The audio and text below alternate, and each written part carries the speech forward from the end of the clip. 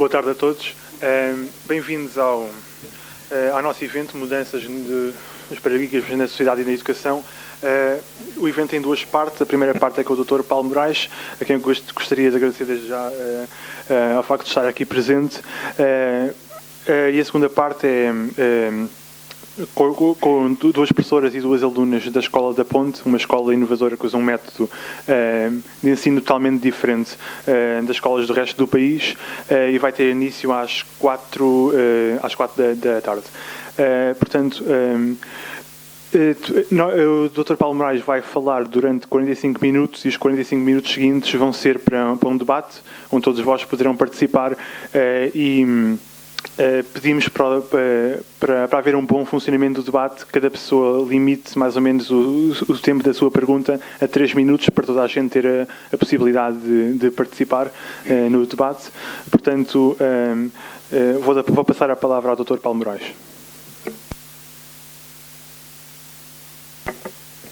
Muito obrigado.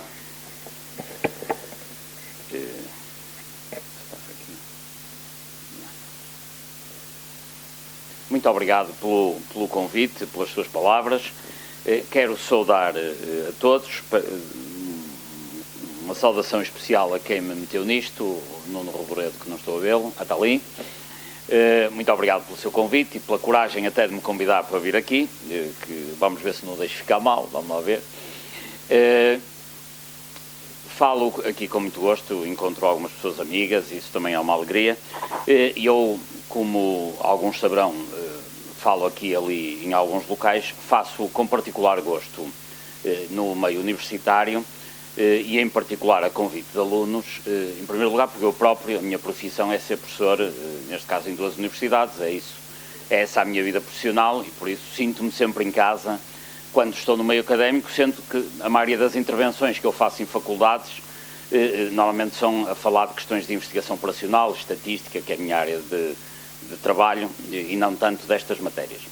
A convite de alunos faço com um gosto muito maior, porque eu próprio, quando fui estudante na Faculdade de Ciências da Universidade do Porto, fui presidente da Associação de Estudantes, foi muito gratificante para mim tudo o que lá se passou na época, foi um tempo de luta a sério, e recordo sempre com grande saudade esses tempos. Tenho ainda hoje muitos amigos que vêm dessa época e feita esta nota simpática, se quiserem, vamos agora tratar de assuntos menos agradáveis, embora espero poder fazê-lo de uma forma não muito desagradável. Aquilo que eu lhes vou tentar mostrar é, no fundo, falar de corrupção, não tanto de corrupção em termos gerais, e nem muito menos em termos internacionais, mas focalizado no assunto Portugal e focalizado não só no espaço Portugal, mas focalizado essencialmente no tempo. O tempo que vivemos, que é um tempo de crise que tem várias características, enfim, julgo que tratarão isso em várias cadeiras, mas que podemos dividir hoje numa crise económica profunda que existe em Portugal, que tem a sua origem, ela própria, isto também seria uma longa discussão de que hoje não vou aqui falar, mas numa dívida pública que se foi agigantando ao longo do tempo e uma dívida privada dos particulares e das empresas, que não do Estado, que também cresceu a níveis incomportáveis. Ora, quer uma, quer outra, tem como principal causa a corrupção. E é isso que eu vou tentar mostrar-lhes, com alguns números, não trago para aqui muitos números, apesar de estarmos no Instituto Superior Técnico, vou tentar aligeirar a isso, esse aspecto, embora alguns, inevitavelmente, tenho que os trazer, porque são os números da redução dos nossos salários, da redução das pensões dos mais idosos, são esses números que são depois particularmente dolorosos e têm influência na vida de cada um de nós. Portanto, é com números que nós chegamos a estes problemas, números, aliás, na generalidade, bastante tristes.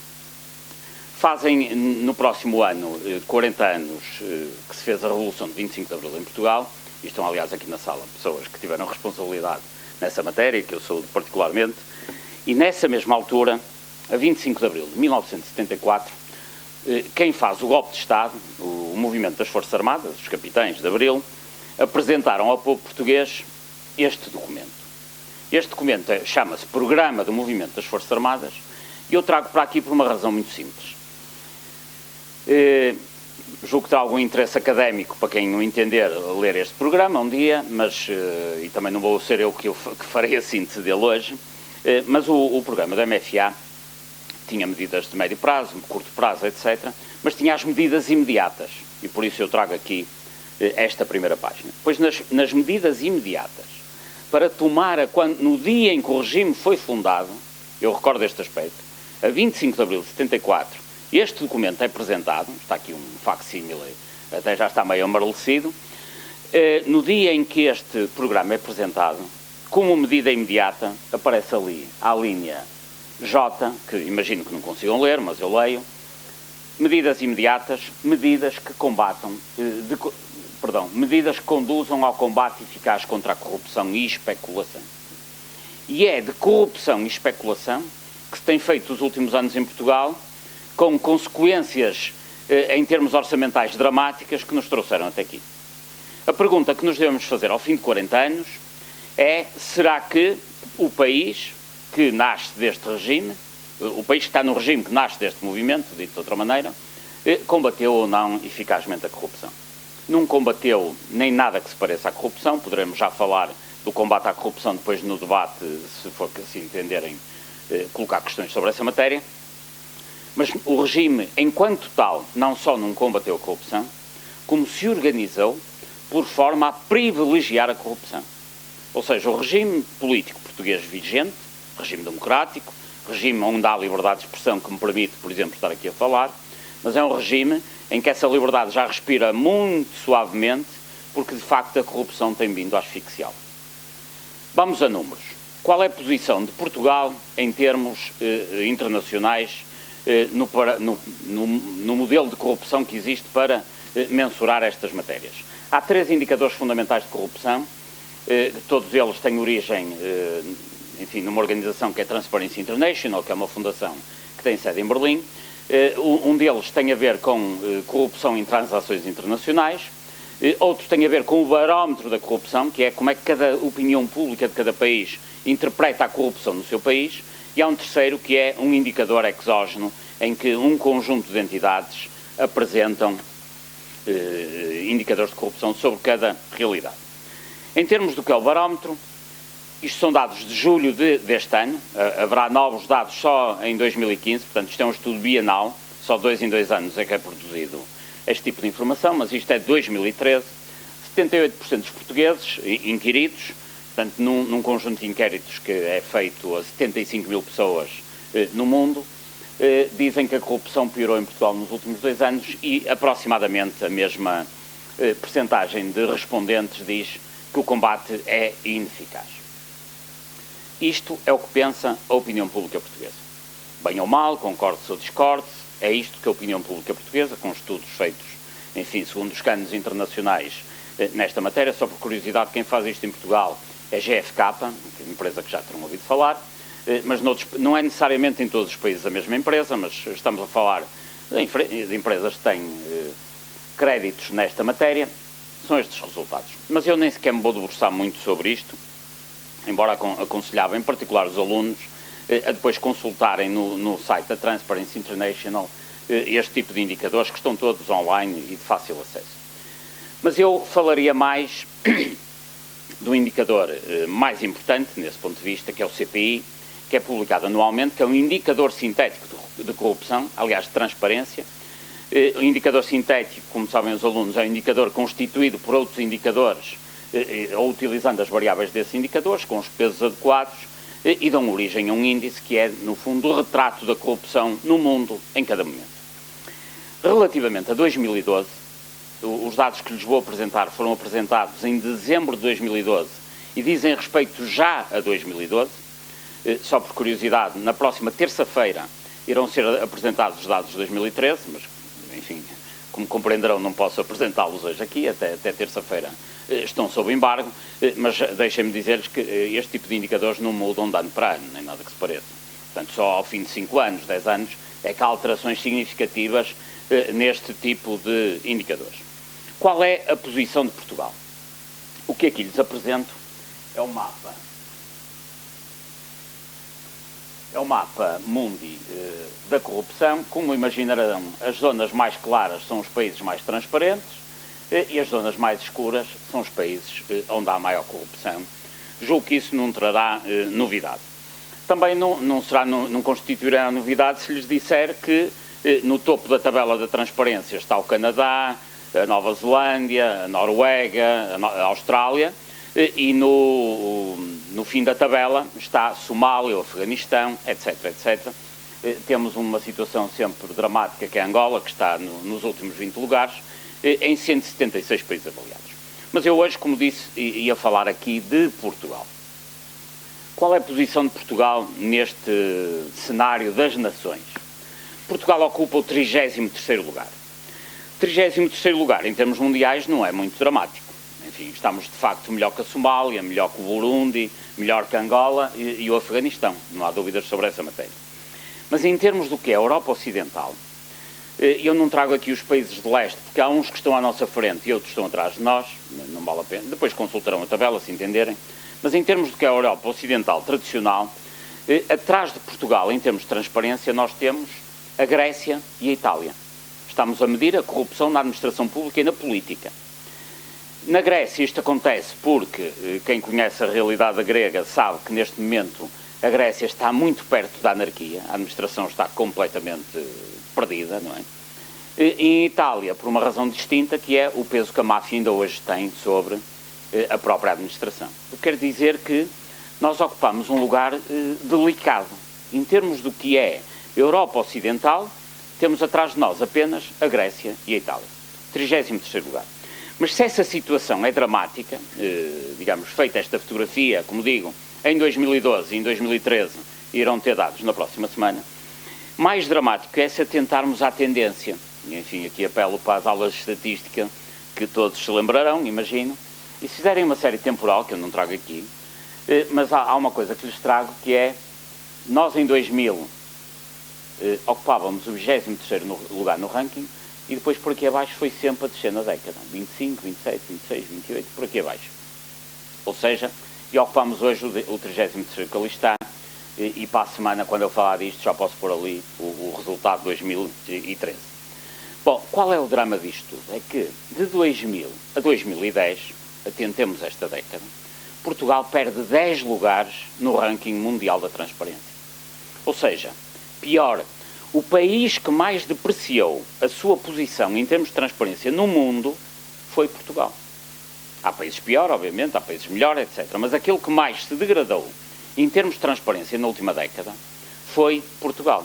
O que quer dizer que, independentemente de tudo mais, de tudo o que se possa discutir à volta disto, há números que não podem ser torturados, por muito que os torturem.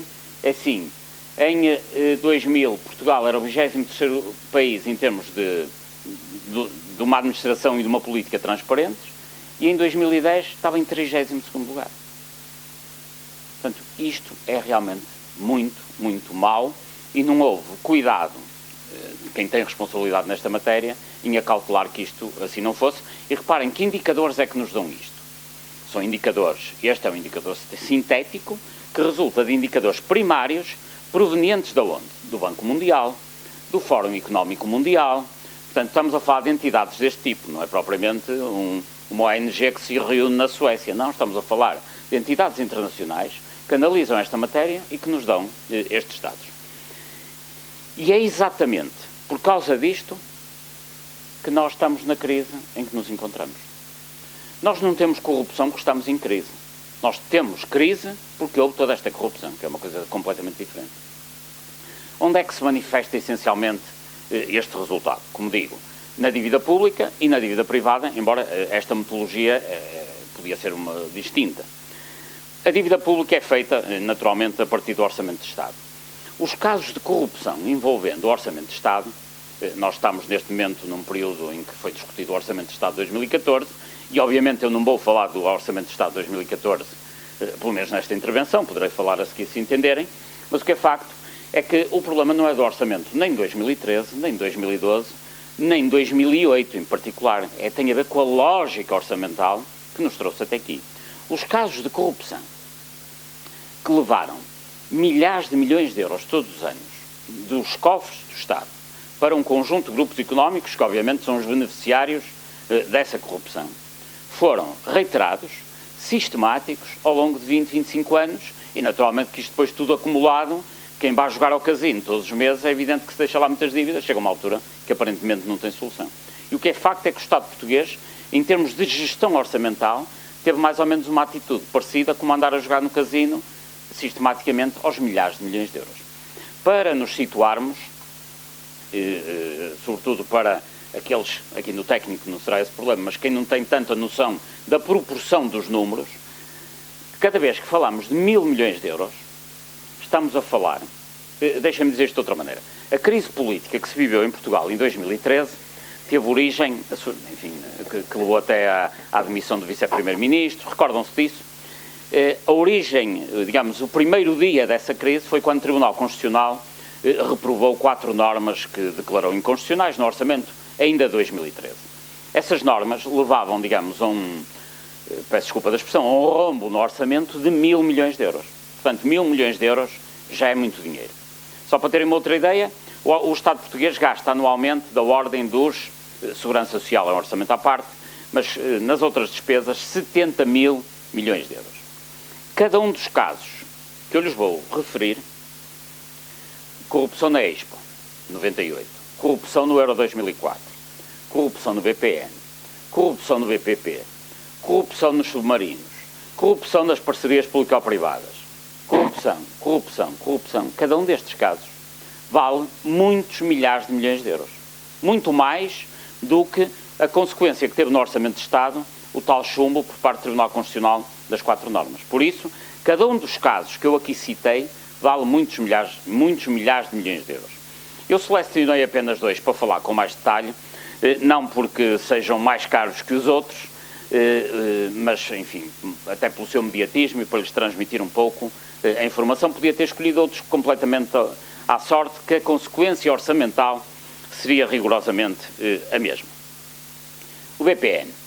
Vou-lhes contar a história do BPN em 5 minutos, que é uma história realmente aflitiva. O BPN é um banco, isso toda a gente sabe, que foi crescendo nos anos 80 e 90 com apoio político. Apoio político essencialmente do partido, na altura, do PSD, de Cavaco Silva, mas não só. Teve apoio político depois, mais tarde, também nos governos socialistas que se lhe seguiram. Mas o BPN cresceu, aqui é que é o que importa, e o BPN era apenas uma de muitas empresas da Sociedade Lusa de Negócios, de um grupo económico chamado Sociedade Lusa de Negócios. A Sociedade Lusa de Negócios tinha cerca de 300 empresas. Estamos a falar de cerca de 300 empresas que foram sendo, umas abriam, outras fechavam, enfim, já vamos explicar como, e que iam crescendo acopladas ao BPN. A Sociedade Lusa de Negócios, este grupo de empresas, podia-se dividir em 3 subgrupos. O primeiro era um grupo que era bem gerido, bem administrado, o mercado ajudava, dava um lucro impecável. Nada a dizer sobre esta matéria. Portanto, havia empresas na Sociedade Lusa de Negócios que davam lucro e ainda hoje dão, porque isto, entretanto, não acabou. Havia um segundo grupo de empresas que, ou por condicionantes de gestão, ou má gestão, eventualmente, ou por condicionantes de mercado, davam prejuízo. O que, para os acionistas da Sociedade Lusa de Negócios, não tinha qualquer problema, porque todos os prejuízos eram parqueados como passivos no BPN. Portanto, estava sempre tudo bem. Apesar de haver prejuízo, não havia problema, porque o BPN sempre financiava todo e qualquer prejuízo sem limite. Mas havia um terceiro grupo, esse sim, verdadeiramente peculiar, que eram empresas em que o objetivo era aumentar os prejuízos. Normalmente as empresas existem para dar lucro. Pois havia um grupo de empresas na Sociedade Lusa de Negócios cujo objetivo estratégico principal era gerar prejuízos. Era assim. Os administradores eram convidados e dizem, olha, o senhor vai para presidente dessa empresa, vai para lá para aumentar os prejuízos o mais que possa. E eles sabiam, eles tinham jeito para isso. E vou-lhes dar alguns exemplos de como é que isto funcionava. Não, vou-lhes só dar um exemplo de como é que se geravam prejuízos dolosos e mafiosos. Peço-lhes aqui alguma atenção, porque isto, entramos naquela fase em que a realidade ultrapassa a imaginação, mas vamos falar de casos concretos. A Sociedade Lusa de Negócios tinha empresas de aluguer de automóveis. Então compravam carros para alugar, renta-car. Toda a gente sabe o que isso é. E os carros têm um tempo útil de vida, 18 meses, 24 meses, o que for, não importa. Durante o percurso desse tempo de vida, cada carro, vamos fazer o exemplo com um carro só, que é mais fácil, mas depois isto repetia-se por 100, por 200, etc. Portanto, o carro era alugado e gerava uma certa receita, ponto final, e tinha despesa de manutenção, receita do aluguer. Isto era normal, isto era a parte visível do negócio. Mas havia uma parte invisível deste negócio. É que neste carro, por cada carro, a sociedade pedia uma segunda via e uma terceira via do librete. Então quer dizer que ficava com um carro e 3 libretes. Chegado ao fim do tempo útil desta viatura, o que é que esta sociedade fazia? Pegava no primeiro librete, vendia o carro a uma empresa, no segundo librete vendia o carro a outra empresa, no terceiro librete vendia o carro a outra empresa. 3 empresas diferentes compravam o mesmo carro. E o que é que faziam essas 3 empresas? Pegavam nos libretes, iam ao BPN buscar dinheiro para comprar os carros. E o que é que deixavam lá como garantia? O librete. O que quer dizer que o BPN financiava 3 vezes o mesmo carro com 3 documentos verdadeiros, porque eles não eram falsos, 3 libretes do mesmo viatura. O dinheiro vinha do BPN para cada uma das empresas, as empresas compravam o carro à empresa inicial de rentacar, e o que é que acontecia no final? As 4 empresas envolvidas no negócio desapareciam. Extinguiam-se, insolvência, falência, extinção, fosse o que fosse. Então o que é que acontecia? As empresas desapareciam, o dinheiro proveniente destas vendas ia para o bolso dos acionistas da SLN, e no BPN, por cada carro, ficavam 3 buracos, peço desculpa da expressão. 3 financiamentos à mesma viatura. E, portanto, era assim, com casos destes, que se geravam as vigarices do BPN, que são casos deste género identificados nos processos atuais do BPN que correm na Direção Central de Investigação e Ação Penal, são 19. Portanto, eu teria 19 histórias deste género para contar. Não as sei todas de cor, até porque elas são mirambulantes. Mas estamos a falar de coisas deste género. Com tudo isto, o BPN criou um passivo da ordem dos 7 mil milhões de euros. 7 mil milhões de euros. 7 mil milhões de euros é uma massa financeira que dá aproximadamente, não é um valor igual, mas dá aproximadamente quase para pagar à função pública portuguesa durante um ano. É disto que estamos a falar. Há um dia, em novembro de 2008, em que o Estado português, sob proposta do Governo e aprovação parlamentar, decide nacionalizar o BPN. E deixou a SLN de fora. É mais ou menos como separar os ossos da carne, os ossos foram para o Estado e a carne ficou com os antigos donos. O que é que aconteceu nesse dia? Ao nacionalizar o BPN, o Estado assume um passivo de cerca de 7 mil milhões de euros, que irão ser pagos ao longo dos anos por quem? Pelo povo português. Nesse dia, o que é que se faz? Faz-se esta decisão, Sociedade de Lusa de Negócios para um lado, BPN para o outro lado, e o que é que aconteceu a partir daí? O que é que aconteceu à SLN? Portanto, os donos ficaram com uma sociedade sem dívidas, porque as dívidas foram todas com o BPN para o Estado. Vejam bem, isto é um milagre, quer dizer, eu tenho um grande grupo empresarial, dívidas para um lado, para o povo português, e eu fico com a parte boa. E eles ficaram com a parte boa e estão aí de vento em popa. Mudaram de nome, hoje deixou de chamar SLN, chama-se Galilei, e grande parte dos maiores negócios portugueses são da Galilei. Só para terem uma ideia, a fábrica de castanhas que existe no Caixão, que é talvez a maior do mundo, ou a segunda, enfim, depende da maneira como isto se meça, é da Galilei. O CIRESP, que é o Sistema de Informações de Emergência da Marinha, da Polícia, dos Bombeiros, etc., é da Galilei. Grande parte das convenções na saúde são da Galilei. Alguns dos mais valiosos terrenos da Baixa de Lisboa são da Galilei. O maior negócio imobiliário que corre neste momento em Portugal, que é em Silves, nos Salgados, é da Galilei, por aí fora. A Galilei vai, de facto, de vento em popa e perguntar-me-ão, mas foi comprado por americanos ou vieram os chineses? Não. Os acionistas da Galilei são os mesmos acionistas que eram os donos da SLN e do BPN. Só para referência, a última vez que eu vi isso, enfim, pode ter havido uma alteração ao balanço nos últimos 2 meses, mas a última vez que eu vi isso, em setembro, o segundo maior acionista da Galilei era Oliveira e Costa. Portanto, isto aconteceu com a parte boa. E com a parte má, o BPN, que passou para o povo português em novembro de 2008. O banco foi saneado financeiramente, na medida em que tinha que ser vendido. O seu saneamento financeiro fez com que separassem as dívidas da parte, digamos, dos ativos vendáveis. Quais eram os ativos vendáveis? A rede de balcões, os bancários que lá trabalhavam, os recursos humanos e a carteira de clientes, que apesar de tudo pequena, mas que o BPN sempre tinha. E, portanto, carteira de clientes, balcões e bancários foram para o BIC, foi vendido ao Banco Angolano BIC, cujo presidente é, como sabem, o engenheiro Mira Amaral, aliás, um homem da casa, e, portanto, eles compraram barato, mas eu também, no lugar deles, também só queria comprar barato. Portanto, aí eles não têm responsabilidade, pelo menos nisto. E a parte má foi parqueada numa sociedade, um bad bank, que se chama Parvalorem. Parvalorem, que tem a sua sede, é um banco físico, na Avenida José Malhoa, aqui em Lisboa, e a Parvalorem é um banco português, público, onde estão parqueados os prejuízos do BPN. 7 mil milhões de euros que o banco custou aos portugueses e que todos iremos pagar ao longo do tempo, se nada for feito em sentido contrário. Portanto, o BPN é um caso que custou 7 mil milhões de euros. Vou-lhes falar agora de um outro caso onde se estudam números e que são talvez os números mais dramáticos dos orçamentos de Estado do futuro. O BPN é um problema, é um prejuízo que já está acumulado. Agora vou-lhes dizer onde está, no meu entendimento, a bomba atómica das finanças públicas portuguesas. Chamam-se parcerias público-privadas. As PPPs, os números que lhes trago aqui, enfim, eu hesitei em trazer orçamentos ou números já executados e tomei esta decisão final de trazer números que já se realizaram.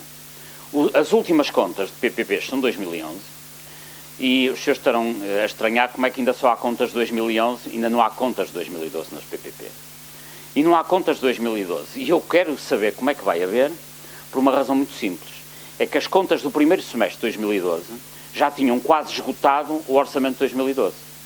Razão pela qual eu não sei agora como é que o Governo e o Parlamento vão desembrulhar esse problema das contas de 2012.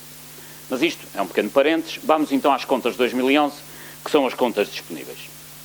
Em 2011, as parcerias público-privadas, rodoviárias, ferroviárias na saúde e na segurança, a maioria são rodoviárias, como penso que é de conhecimento geral, e a seguir a saúde. Só também por curiosidade, mais de 90% de todas estas PPPs estão contratualizadas com 3 grupos económicos. Grupo Espírito Santo, Grupo Melo, Grupo Motengil. Mais de 90%. O restante está em fundos cujos proprietários não se conhecem, mas o que são fundos mesmo estrangeiros, não serão de portugueses. Mas só para terem uma ideia, portanto, há aqui realmente um oligopólio neste negócio. Em 2011, cerca de 2 mil milhões de euros nas parcerias público-privadas. Este número será galopante, em particular a partir de 2014 isto vai ser a crescer de forma assustadora, de forma efetivamente exponencial no sentido correto que damos nas aulas, ou seja, são em expoente e não em base, mas isso não interessa. Mas o que eu lhes queria transmitir, as parcerias público-privadas, que é um tema que, aliás, há aqui um grupo no técnico a estudar também, e há um grupo no Porto coordenado por um colega meu e de que eu faço parte a estudar esta matéria, sob o ponto de vista matemático. Mas as parcerias público-privadas devem ser vistas com muita atenção nos seus números. E há 3 conjuntos de números que são verdadeiramente o pecado mortal das PPPs, cada um deles, e que representarão a debacle, o descalabro absoluto das contas públicas portuguesas. E eu seleciono os 3 que entendo que são os mais graves, e todos são igualmente graves, não ponho aqui qualquer hierarquia. O primeiro tem a ver com o facto de que nas parcerias público-privadas existe o pagamento de uma taxa fixa, que se chama tarifa diária de disponibilidade, independentemente do uso da PPP. Isto é mais visível nas rodoviárias, embora as da saúde tenham a mesma lógica, mas pensem nas autoestradas que é mais fácil equacionar isto. O que é que acontece? Este anexo chama-se 22, eu podia ter trazido 23 ou 21, tanto faz. Isto diz respeito à parceria público-privada que vai de Vila de Conde a Viana do Castelo, aquela ex-SCUT.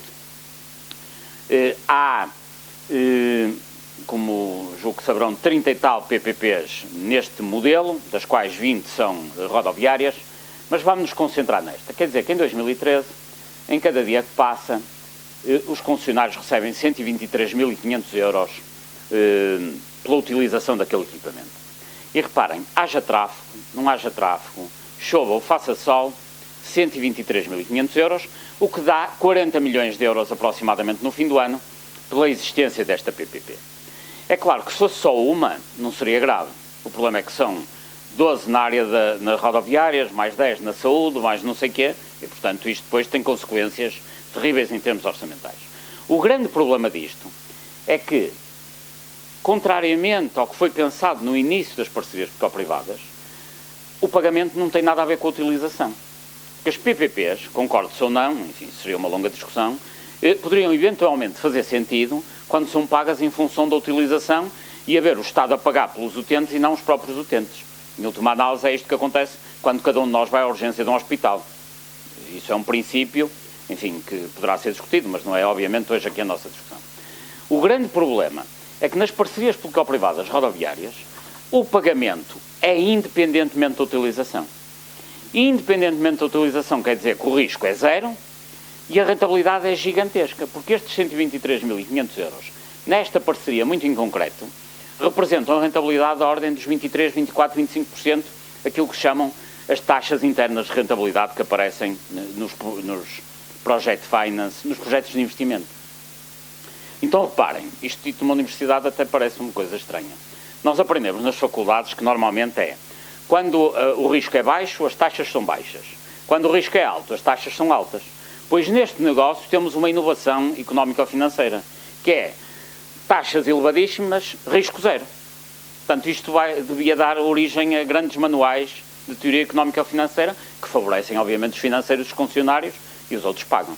Isto é economia de casino, que é risco zero, taxas altas.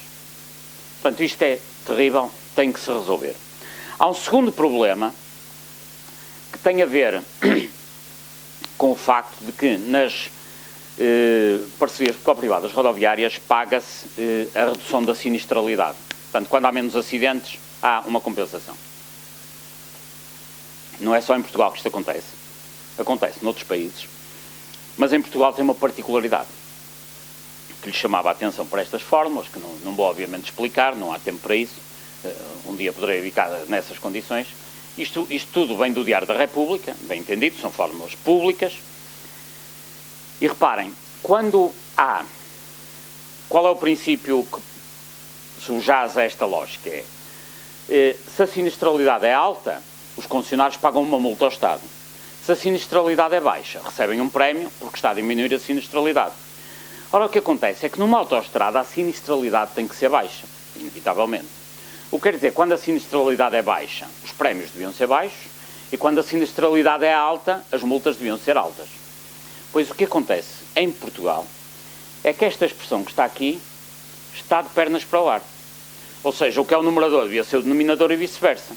O que quer dizer que quando a sinistralidade é baixa, os prémios são elevadíssimos, e quando é alta, as multas são baixas. Só para terem uma ideia, nesta PPP que lhes mostrei aqui, esta simulação está feita, embora são simulações com o tráfego que existiu em 2010 e 2011, e portanto isto é uma simulação que é dinâmica ao longo dos anos, mas nesta SCUT de Vila de Conde para Viana do Castelo, quais são as consequências? São mais ou menos assim, desta ordem de grandeza. Se a sinistralidade aumentar 10%, o concessionário paga de multa 600 mil euros. Se a sinistralidade baixar 10%, recebe de prémio 30 milhões de euros. Estamos a falar de relações de 1 para 400, 1 para 500. Isto é dramático. Isto é dramático, tão dramático é que as contas sobre esta matéria nem sequer estão publicadas. Ninguém sabe, hoje, quanto é que se anda a pagar pelos prémios à redução de sinistralidade, nem quais são sequer as multas.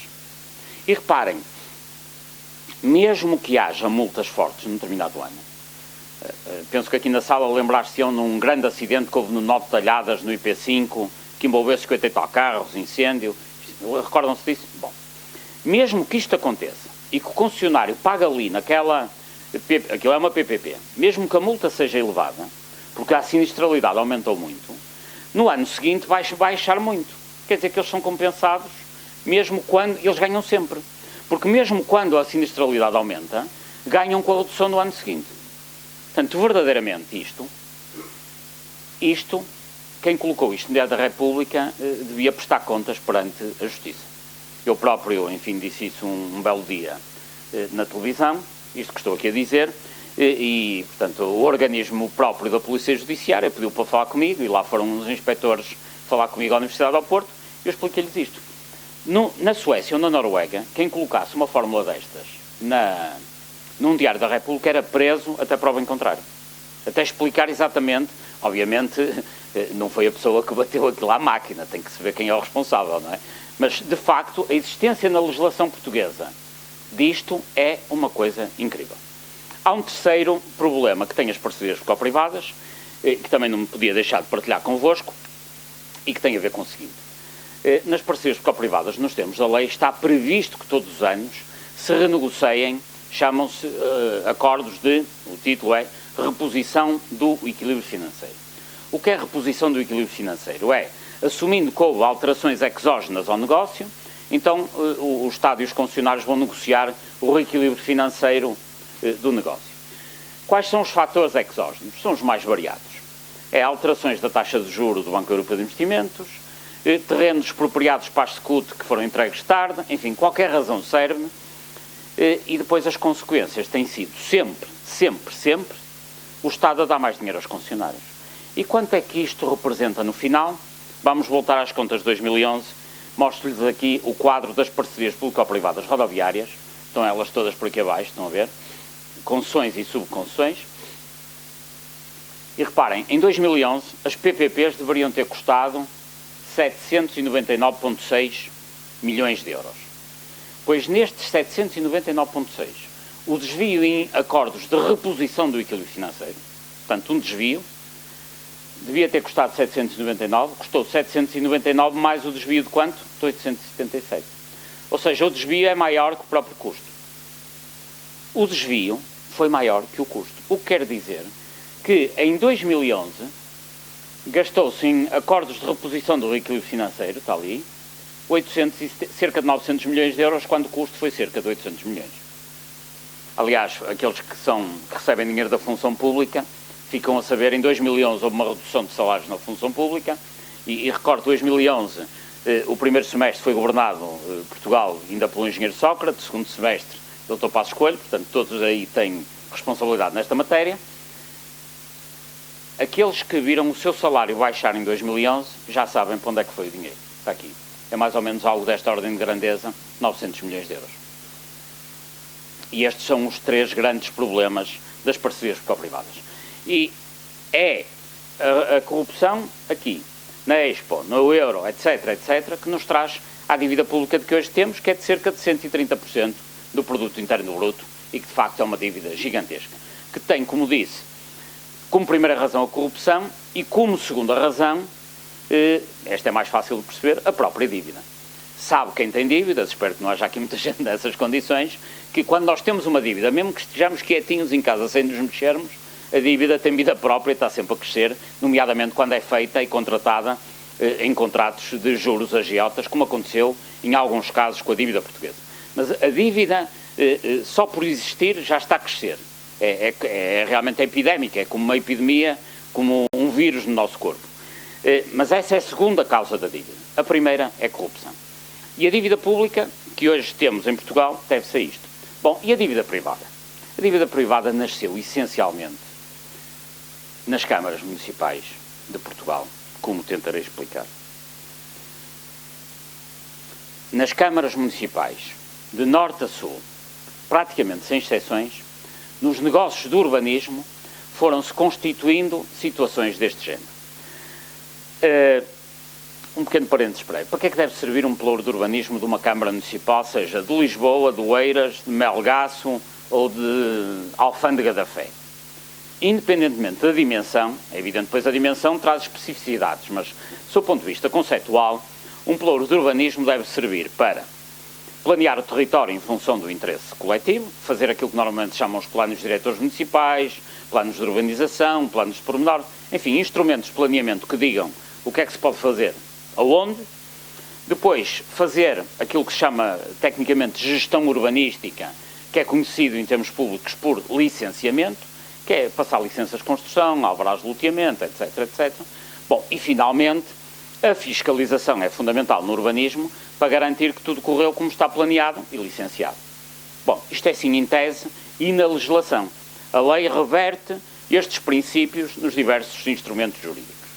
Na prática, o que é que tem sido a marca dos pelouros de urbanismo nas câmaras municipais portuguesas, assunto que já está, aliás, subejamente estudado? Promotores imobiliários que têm atividade próxima da atividade partidária, ou que, dito de outra maneira, que influenciam a vida partidária, ou porque financiam campanhas eleitorais, ou porque escolheram eles próprios o Presidente da Câmara, porque têm influência política, invariavelmente, ao longo de 25 anos, esta parte, andaram a fazer o seguinte: foi comprar terrenos por tostões em reservas agrícolas e vendê-los depois por milhões, ou valorizá-los para valerem milhões, através da construção, ou fosse o que fosse. A história foi sempre coisas deste género, como lhes trago aqui este exemplo, enfim, que acabou por ser manchete do Correio da Manhã. Já agora deixem-me dar aqui uma nota pessoal. Isto saiu no Correio da Manhã por uma razão muito simples. Eu tive acesso a este dossiê como foi entregue, entreguei ao Ministério Público, o Ministério Público não fazia absolutamente nada, eu próprio enviei isto para o Correio da Manhã, saiu no jornal depois no dia seguinte, mas vou-lhes contar a história disto que se conta em meio minuto. Houve um cavalheiro promotor imobiliário que em Valongo, um concelho junto ao Porto, comprou numa determinada zona chamada Alfena um conjunto de terrenos por 4 milhões de euros às 4 da tarde e depois, passado meia hora, vendeu os mesmos terrenos por 20 milhões de euros e ganhou, de facto, 16 milhões em 30 minutos. E reparem, os preços estavam certos. Ele não se enganou nos preços. O facto é que aquilo às 4 da tarde valia efetivamente 4 milhões e depois o que aconteceu é que entre as 4 e as 4 e meia apareceu assim apenas uma folhinha A4, não esta, naturalmente, mas uma folhinha A4 da Câmara de Valongo a dizer que naquela zona, onde não se podia construir porque era reserva agrícola, porque era reserva ecológica, porque era zona não edificante e porque tinha veios de água, onde não se pode construir em cima de linhas de água em Portugal. Bom, das 4 para as 4 e meia desapareceram as linhas de água, a zona agrícola deixou de ser agrícola, a ecologia já não interessava e, de facto, podia-se fazer um equipamento que levava a que o preço passasse a ser de 20 milhões. Ora, isto não é um caso. Isto é uma regra que tem sido seguida em Portugal.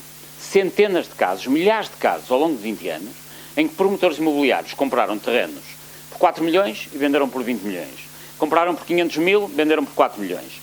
Gerando aqui margens da ordem de 700, 800, 900%. Aliás, só há 2 negócios em Portugal que geram margens desta dimensão, que é o tráfico de droga e a compra de solos por promotores imobiliários. Com a vantagem, no caso dos solos, que o negócio nos promotores imobiliários torna-se legal. É que, apesar de tudo, os traficantes ainda podem ser apanhados, ainda há umas apreensões de droga. No caso dos solos, não há apreensões e não há memória de alguém ter sido preso. Então, o que acontece, reparem, é que estes cavalheiros, chamados promotores imobiliários, conseguem um negócio que dá as mesmas margens do tráfico de droga, ainda por cima se torna um negócio legal. Assim, a atitude racional de um bom traficante de droga é tentar ser promotor imobiliário, porque passa para um negócio que gera as mesmas margens, ainda por cima é um negócio legal. Bom, e o que é que aconteceu com isto? O que é que isto tem a ver com a situação que o país vive? É que eles podiam ganhar dinheiro, mas não à nossa custa, do povo todo. O problema é que, depois de valorizados estes terrenos, 3 situações se verificavam e verificaram ao longo de 20 anos. A primeira era, o promotor imobiliário compra o terreno, valoriza através de um alvará de loteamento e o terreno passa a valer muito mais e constrói-se. Constrói-se habitação coletiva, aquilo que se chama habitualmente propriedade horizontal. Ora, o que é que acontece? As pessoas, quando vão comprar a casa, quando compraram um T3, um T4, um T2, há 15, há 16, há 20 anos, tiveram que pagar o quê? O terreno, a construção, os acabamentos e a influência política. O que quer dizer que hoje o património está depreciado na ordem dos 35% a 40%. Isto é uma triste novidade que eu lhes trago, mas que penso que já sabiam. Pelo menos aqueles que compraram uma casa há 15, há 16 anos, aqui em Oeiras, em Lisboa, em Coimbra, no Porto, sabem que o seu património depreciou-se da ordem dos 35% a 40%.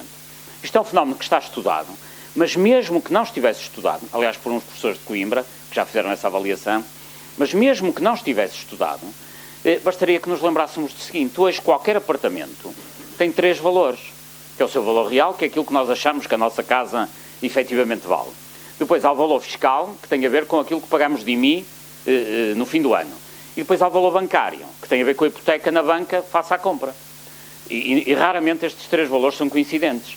Quando houver a convergência, é evidente que é pela via da depreciação do património imobiliário que se vai dar a aproximação. E por isso, as pessoas compraram um T2 em Lisboa, ou um T3, ou seja o que for, portanto, propriedade horizontal, há 15 ou há 20 anos, perderam 35% a 40% por causa destas brincadeiras. Mas depois há uma segunda situação que ocorreu muito, em que, eu disse que eram três, o promotor imobiliário compra o terreno em zona agrícola, vai valorizá-lo através de um alvará de loteamento e a seguir vai vendê-lo ao Estado porque vai passar ali um qualquer equipamento público.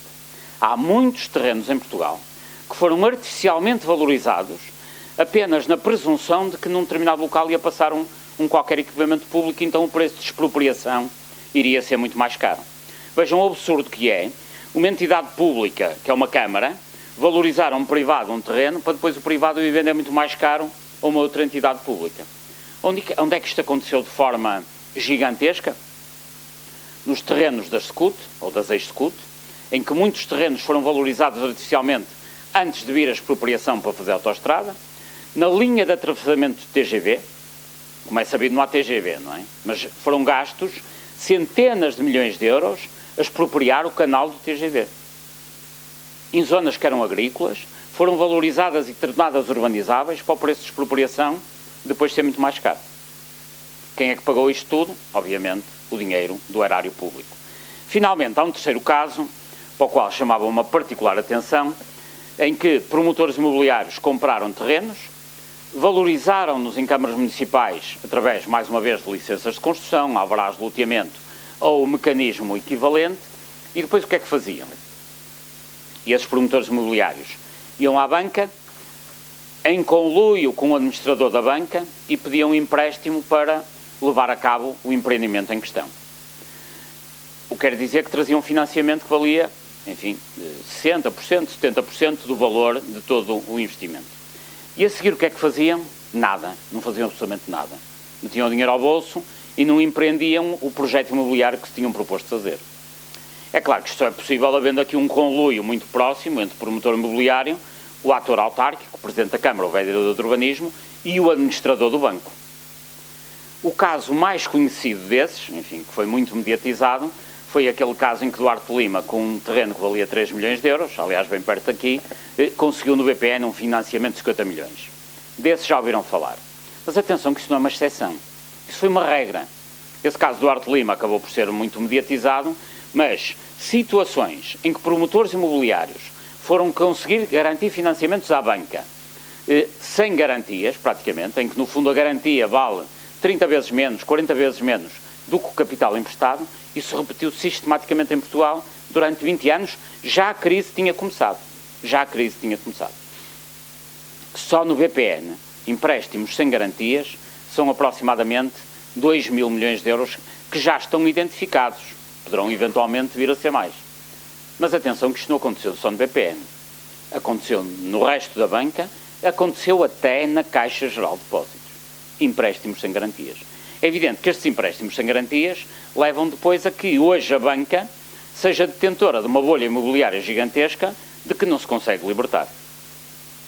Com todas estas histórias, chegamos a final de 2008, princípio de 2009, com uma dívida privada que tinha a seguinte estrutura.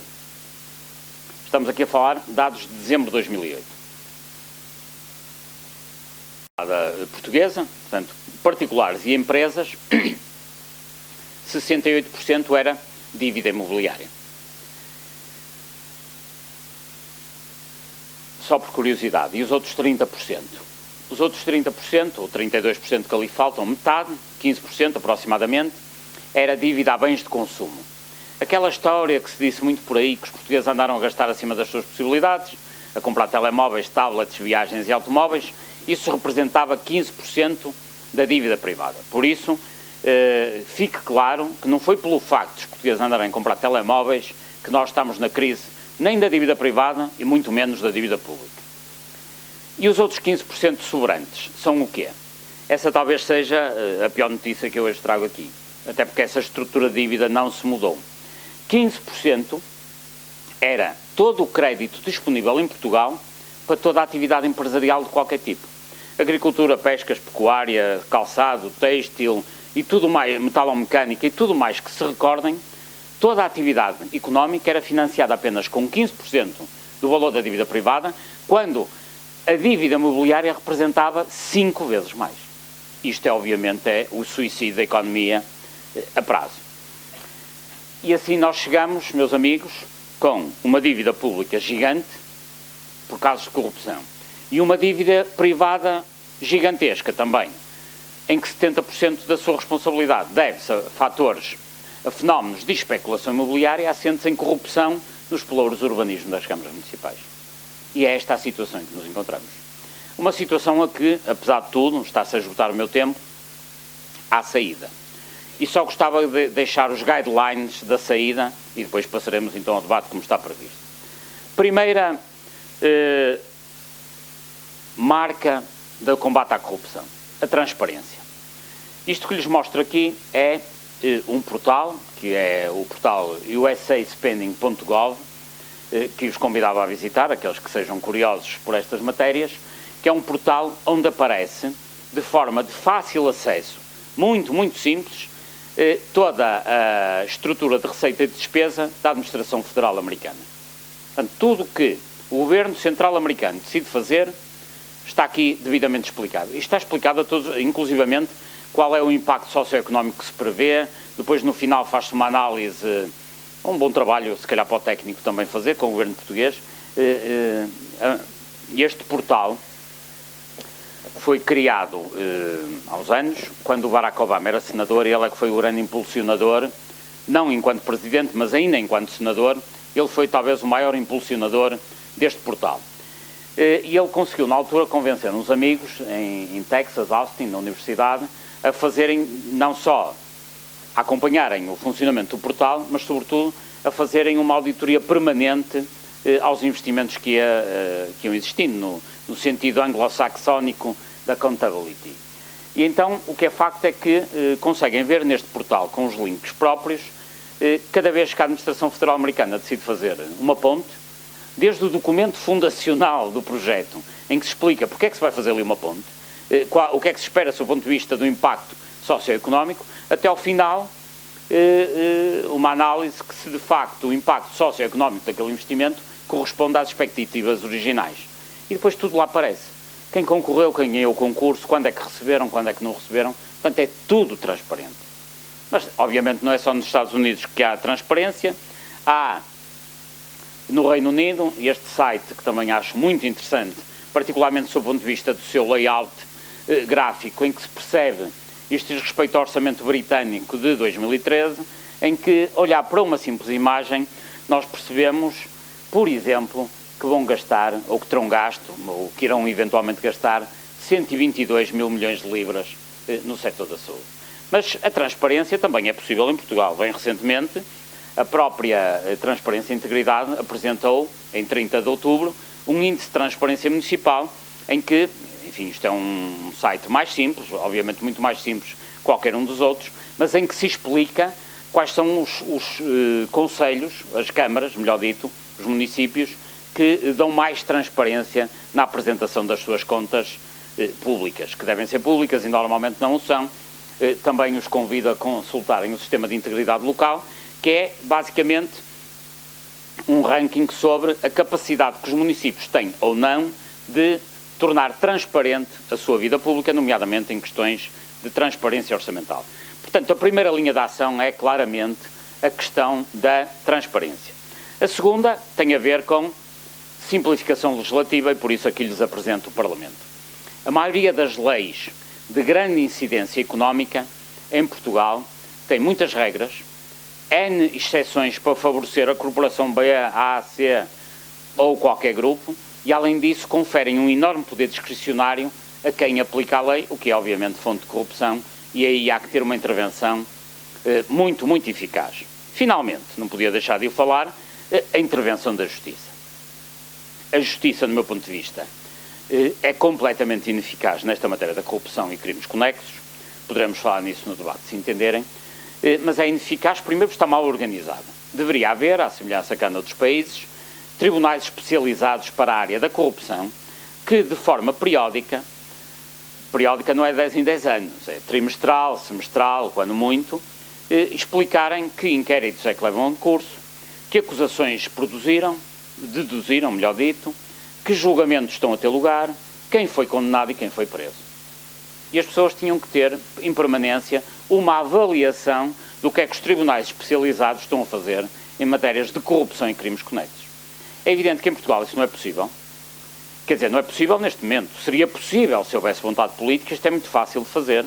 Há tribunais especializados que funcionam com alguma qualidade em Portugal, na área da família, apesar de tudo na área do trabalho.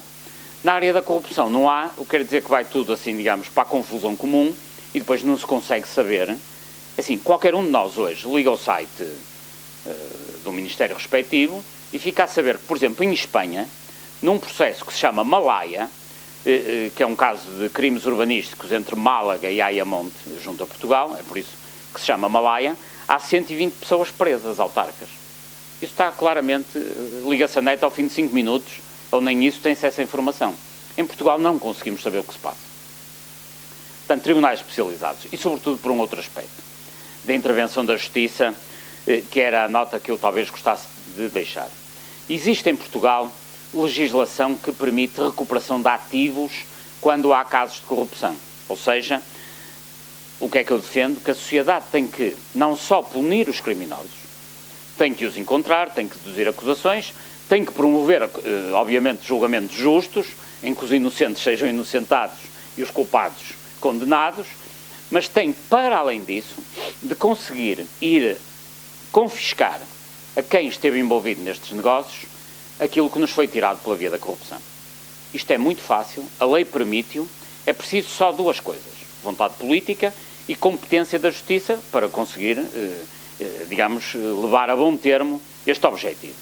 No caso do BPN, por exemplo, é identificar os 7 mil milhões de euros de prejuízo a que é que dizem respeito, e reparem que estamos a falar de um banco, portanto, está tudo documentado, há papéis, há registros informáticos, é perfeitamente possível identificar cada caso, e uma vez identificado cada um dos casos, do género daquele que eu aqui contei, dos automóveis, é ver quem é que foi o responsável por este negócio. E o responsável por este negócio, ou os responsáveis, só podem ser um de dois ou ambos: os acionistas e administradores da SLN antes da nacionalização. Portanto, não é assim uma coisa difícil de detectar. Identificados esses cavalheiros, o que há que fazer é confiscar-lhes as fortunas que eles têm em Portugal, no estrangeiro, património imobiliário que tem cá e que tem fora, as ações da Galilei ou as contas que tem no Luxemburgo. É muito simples. É assim que fazem os outros países. Por isso, quando se fala de intervenção da Justiça, normalmente no espaço público, quando se fala de intervenção da Justiça, aquilo que nos vem à mente é: vamos lá engavetar estes cavalheiros e metê-los na cadeia. Isso é importante. Mas tão importante como isso é ir às fortunas que eles têm e confiscar-las para devolver à sociedade aquilo que nos foi, enfim, levado, para não usar uma palavra mais desagradável. Este combate é fundamental, com isto acabo, e agradecendo, o combate à corrupção, por estas linhas do aumento da transparência, intervenção da Justiça, simplificação legislativa e, naturalmente, uma censura social geral, é vital por duas ordens de razão. Uma de caráter conjuntural, que não se irão admirar, que se eu acho que a maior causa da crise é corrupção, o corolário lógico deste raciocínio é: então, se queremos sair da crise, vamos combater a sua causa, que é corrupção. Mas essa é uma razão conjuntural, que é: se queremos sair da crise, do meu ponto de vista, só conseguimos fazê-lo revertendo todo este processo, e a forma de o reverter é começar a combater a corrupção. Mas há outra razão. Eu mostrei-lhes este mapa no início da minha intervenção, que é o mapa, digamos, da transparência mundial. Todos os anos é publicado também um outro mapa e uma outra tabela pelas Nações Unidas, pelo Programa das Nações Unidas para o Desenvolvimento, que é o mapa do desenvolvimento. O desenvolvimento é ele também, o IDH, Índice de Desenvolvimento Humano, um indicador sintético que resulta da agregação de 3 indicadores, por sua vez já não são primários, mas que é um indicador de riqueza, outro de educação e outro de saúde. Portanto, a lógica das Nações Unidas é o desenvolvimento é um agregado de saúde, educação e riqueza. E o IDH é publicado também todos os anos e dá origem a um conjunto de tabelas e também ao mapa destes. Isto é um print screen, portanto não há aqui Photoshop, é tal e qual como está na net. Podem ter acesso a estes números, isto vê-se no PNUD, Programa das Nações Unidas para o Desenvolvimento, isto vê-se no CPI. Reparem que os mapas são muito semelhantes, portanto decalcam um do outro. Conclusão, digamos, apenas observando, como dizem, da Gestalt, como dizem os alemães, da psicologia da forma, basta olhar para os mapas e ver que eles decalcam um do outro, em sentido inverso, como é evidente. O mapa da corrupção é o negativo do mapa do desenvolvimento. A conclusão é que não há países desenvolvidos corruptos, nem países corruptos desenvolvidos, o que também não é propriamente novidade para ninguém na sala. Mas o que é mais, o que talvez já seja novidade, é que a Academia já se debruçou sobre esta matéria e já há muitos artigos na literatura científica que relacionam corrupção com desenvolvimento e encontram uma forte correlação entre desenvolvimento e transparência. Pelo que, chama-se mesmo uma correlação forte, é o termo estatístico utilizado. Pelo que, se nós queremos sair da crise, temos que combater a corrupção. Mas, sobretudo, se queremos desenvolvimento na próxima geração, temos que começar a combater a corrupção rapidamente, porque senão continuamos no caminho do desenvolvimento, que é o caminho a que nos leva à degradação em termos de transparência. Era esta a nota final que eu gostava de deixar. Se continuarmos a degradar-nos em termos de Estado português, no que diz respeito à transparência, não estamos só a comprometer a transparência. Estamos, sobretudo, a comprometer o desenvolvimento do futuro. Muito obrigado.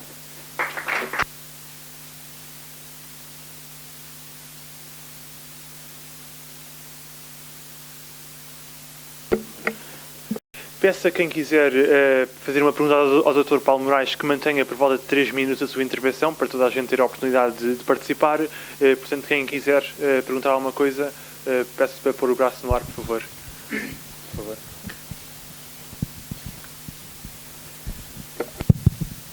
Boa tarde. Antes de mais, obrigado pela sua palestra. Eu gostava de colocar 2 perguntas. A primeira é... nós temos noção, o doutor fez uma análise bastante objetiva destes casos que envolvem milhares de milhões de euros, mas nós temos noção que as pessoas que estão envolvidas em casos de corrupção não mexem só com estes números, mexem também com milhares, dezenas de milhares, centenas de milhares e ao nível da administração local, a níveis mais baixos e não só a níveis tão altos da administração pública. De que forma é que as pessoas podem denunciar esses casos não sentindo o medo de represálias, portanto não se identificando?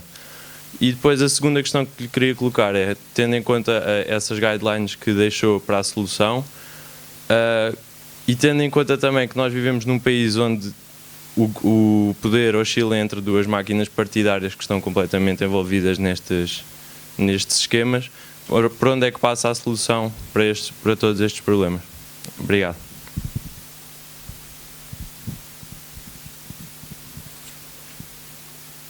Muito obrigado pelas suas questões, que cada uma delas precisava de meia hora para responder, não é? E, portanto, vou tentar ser telegráfico, compreenderá, mas agradeço muitas questões. A primeira tem a ver com a denúncia. Nós, em Portugal, temos uma particularidade, que aliás é crónica, não é recente, que é Portugal assina todas as convenções que têm bom aspecto, assina-as todas, vai ao Parlamento e tudo é ratificado e depois raramente cumpre. Há 15 dias aproximadamente foi apresentado justamente um relatório sobre a posição do Estado português. Não pensem no Governo, pensem no Estado como um todo, Justiça, Governo, Presidência, Parlamento, etc., relativamente à questão dos denunciantes. Há 2 convenções fundamentais sobre essa matéria que Portugal não só assinou, como depois foi ratificado no Parlamento, que é a Convenção das Nações Unidas sobre Denunciantes, chamados Whistleblowers, e a da OCDE também. Ora, uma das condições a que o Estado português se obrigou a quando da assinatura dessas convenções foi a proteção de denunciantes. Curiosamente, nesse estudo que foi publicado há 15 dias, que foi conduzido pela Transparência e Integridade, o trabalho que nos diz é que 45% das pessoas gostariam de denunciar na administração pública portuguesa casos de corrupção e não o fazem, 45%, com medo de represálias. É quase 50%. E depois há 23% que não o fazem porque acham que não adiantam nada. Vejam bem a dimensão que este fenómeno adquiriu, porque há 23% que, apesar de tudo, estariam dispostos para denunciar, independentemente de terem represálias, portanto não é por falta de coragem, só que já nem estão para se incomodar porque acham que não adianta nada. Como é que se resolve o problema das denúncias? É um problema difícil esse, de facto. Nós temos hoje, na Transparência e Integridade, uma secção que se chama Provedoria, onde recebemos esse tipo de indicações, mas não patrocinamos causas, não é esse não está na nossa ideia, mas dada a dimensão que o fenómeno adquiriu em Portugal, a partir de 2014 iremos constituir um gabinete de apoio a pessoas que queiram denunciar casos de corrupção. Isto é situação que raramente acontece no mundo civilizado, mas em Portugal vamos ter que o fazer porque, de facto, as pessoas têm medo das represálias. E eu próprio, deixem-me dizer-lhes, se virem um pequeno caso de corrupção no âmbito da vossa vida, na administração pública portuguesa, tentem denunciar. Se for um grande caso de corrupção, peçam apoio, porque senão isso pode ter um efeito bumerangue e serem as pessoas que ainda venham a ter problemas, isso é verdade. Agradeço ter levantado essa questão, que foi uma questão que eu não abordei, mas é das questões mais graves que existem em Portugal, porque quando isto acontece, quando as pessoas têm medo de denunciar a corrupção, sob o ponto de vista concreto, é um sinal de que a democracia está muito, muito frágil. A questão da solução, curiosamente, tem a ver com isto. Assim, eu dei aqui as guidelines da solução, obviamente que não se consegue resolver o problema da corrupção em Portugal em 8 dias, muito menos aqui. Mas é assim que as coisas se começam. É com a preocupação das pessoas que levem a que, por um lado, haja aumento de transparência, e isso cada um de nós pode fazê-lo contribuindo com o aumento de transparência, difundindo a informação. As redes sociais em Portugal têm tido um papel fundamental nessa matéria, porque muita coisa que antigamente não sabia, hoje acaba por ser de conhecimento público através de Facebook, e muita coisa vai para os jornais porque saiu previamente nas redes sociais. Portanto, o aumento da transparência é o aspecto positivo, digamos, desta luta, se quiserem. A simplificação legislativa, eu devo dizer que vejo com muito receio e com muito pessimismo essa situação, porque não vejo que este Parlamento, com o tipo de interesses que lá se conjugam, tenha capacidade de fazer uma higienização legislativa. Porque a maioria dos interesses que eu estive aqui a falar, depois refletem-se no próprio Parlamento. É no Parlamento que nascem as leis, os regulamentos, as normas, que depois dão origem àquelas parcerias publico-privadas e por aí fora. As PPPs são apenas um exemplo, mas só para ter uma ideia. Aquela legislação que eu mostrei ali é a legislação de 2010. Em 2010, quando esta legislação passa pelo Parlamento português, na Comissão Parlamentar de Obras Públicas, havia 7 deputados, numa comissão que teria 14 ou 15 indivíduos efetivos, que eram simultaneamente administradores de empresas de obras públicas. Portanto, no fundo, eles estavam na condição de deputados que representam o povo, mas simultaneamente de atores no negócio que beneficiam, e no setor, que beneficiam das parcerias publico-privadas. Portanto, com este Parlamento, acho, tal como as coisas estão, bastante difícil. Na área da justiça, penso que há condições para que as coisas melhorem sob a vontade política, porque é evidente que para haver tribunais especializados na área, é necessário que haja legislação que leve a que isso aconteça, como é óbvio. Mas depois, há um aspecto que eu gostava de enfatizar aqui e que tem a ver com o seguinte: só é possível haver todas estas medidas e que elas comecem a implementar-se e a aparecerem, não para acabar, como digo, com a corrupção de um dia para o outro, mas para que se inverta este ciclo ascendente de corrupção, porque o importante não é acabar com a corrupção, é que ela comece a diminuir, se houver um ambiente social favorável a que isso aconteça. Ou seja, um ambiente social desfavorável à corrupção. Para haver um ambiente social desfavorável à corrupção, é preciso que cada um de nós, no dia-a-dia, seja em primeira instância sério. Mas ser sério não é apenas não roubar ou não ir ali ao bar buscar dinheiro à caixa, não chega a isso. Isso é ser materialmente sério. Mas depois há um passo um bocadinho acima disso, que é ser honesto intelectualmente. E é o quê? É não passar à frente em filas, é não meter baixas quando se está saudável, e não permitir que os outros o façam. E é esse passo que a sociedade portuguesa tem que dar. Porque se é verdade que a maioria das pessoas já não metem baixas quando não estão doentes, são poucos aqueles que têm coragem para denunciar o colega que está a meter uma baixa para ir fazer um fim de semana ao Algarve. E isso é o salto que nós temos que dar. Porque se não fizermos, estamos a tomar uma outra opção, que é não fazer nada e provavelmente deixar um país pior para os nossos filhos. Portanto, quando cada um dos... Isto na função pública, privada, seja onde for. Quando um de nós vir ao lado alguém que vai meter baixa, porque vai fazer um fim de semana, seja lá para onde for, tem obrigação de fazer alguma coisa. Porque se não fizer nada, e fazer alguma coisa não é fazer queixa dele à polícia. Às vezes basta a censura social e o problema resolve-se. E dou-lhes aqui um exemplo que para mim é sempre muito caro, que é o exemplo que são os exemplos da história. Quando na Itália apareceu a Operação Mãos Limpas, a Operação Mãos Limpas apareceu porque, na minha opinião, por um lado,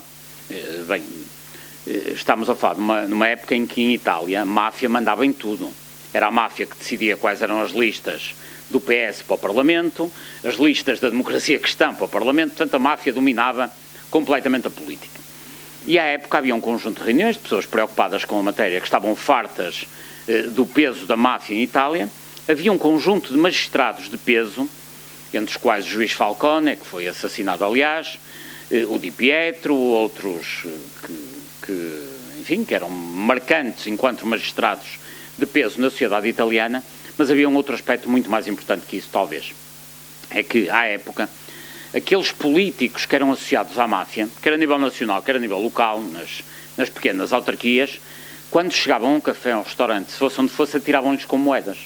Portanto, eles entravam pela porta e tiravam-lhes moedinhas, destas moedinhas de cêntimo. E, quando isso começou a acontecer, passou a ser insustentável para eles sair à rua. Regra número 1. Regra número 2. Passou a haver um ambiente social muito favorável ao combate à máfia. Quando, nos restaurantes portugueses, nos cafés em Portugal, aqueles políticos mais associados à corrupção entrarem, em vez de serem, panegiricados como é habitual, lhes atirarem com moedas ou outra coisa qualquer, aí julgo que teremos condição para dar o salto. A mudança é fácil se houver um ambiente social favorável. Pela política, endogenamente, não acredito que seja possível.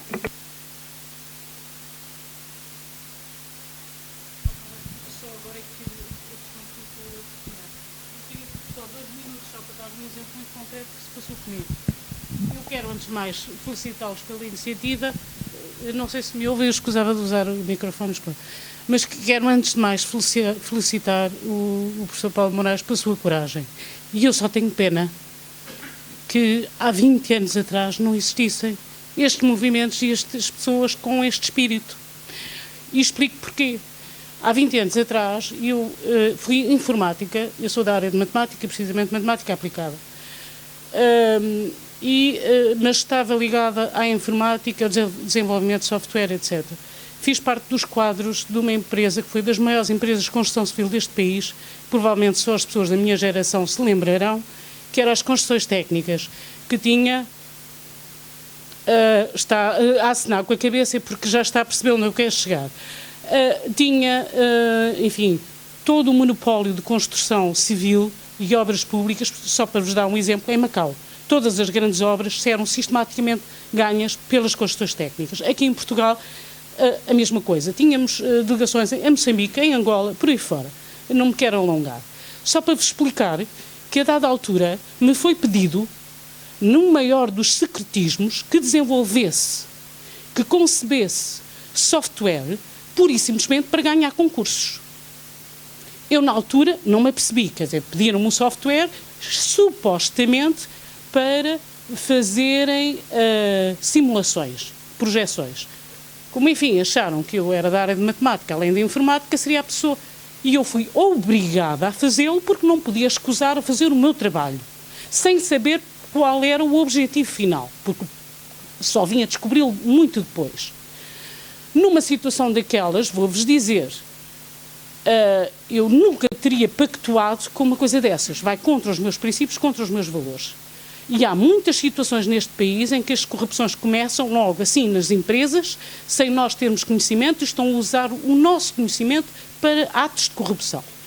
Eu por aí não quero entrar, porque, infelizmente, depois, quando vim a descobrir, e, enfim, as consequências para mim eram tão gravosas e eu não quero particularizar, não quero entrar no meu caso.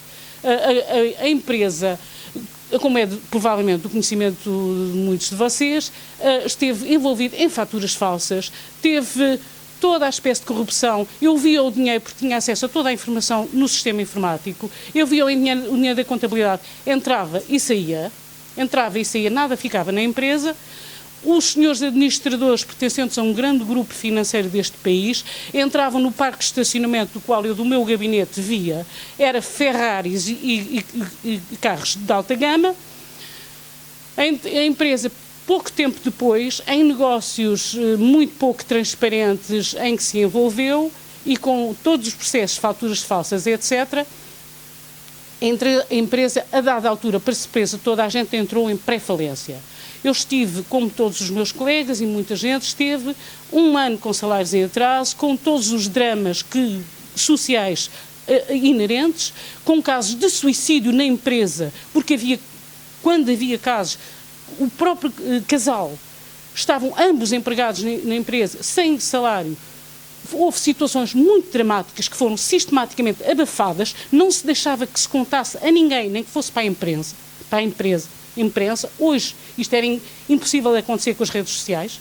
Naquele tempo foi tudo ocultado.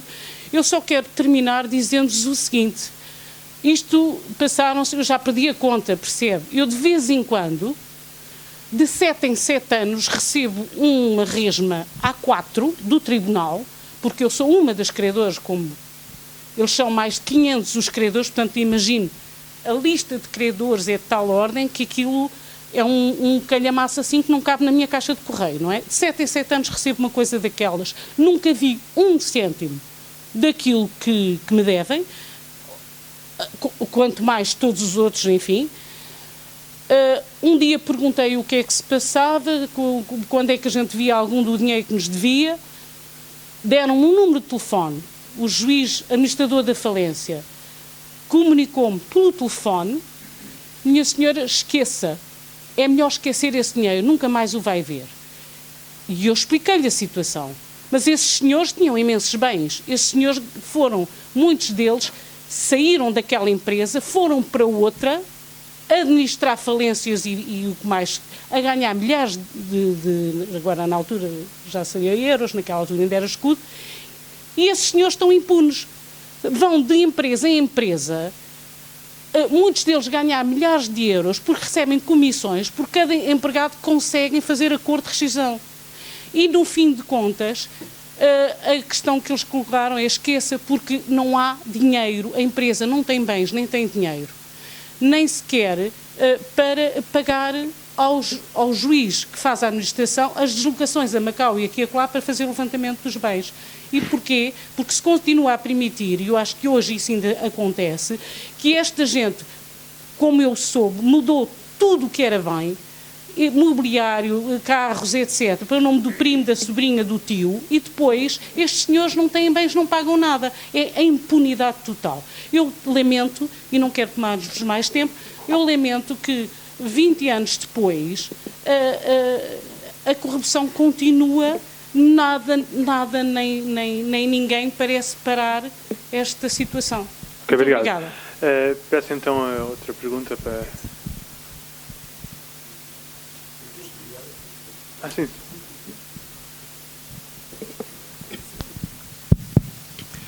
Num certo sentido, parte daquilo que eu queria perguntar ao Dr. Paulo Moraes, há um bocadinho que já foi perguntado na primeira pergunta.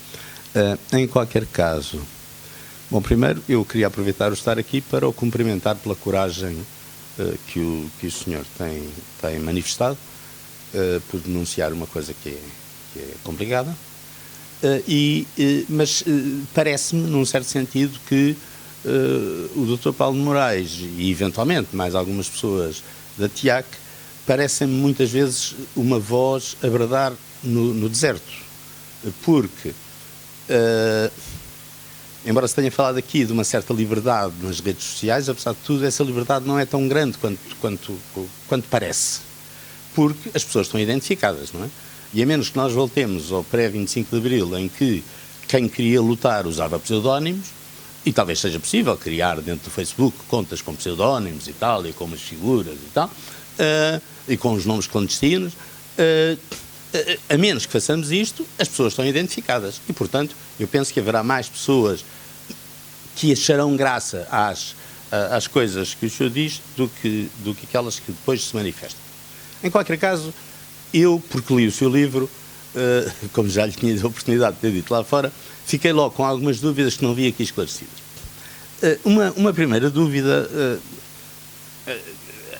quase que tenho medo de lhe perguntar, porque pode considerar íntima e não querer responder, mas não responda, caso não queira, não responde, que é uma dúvida que eu tenho tido, que é,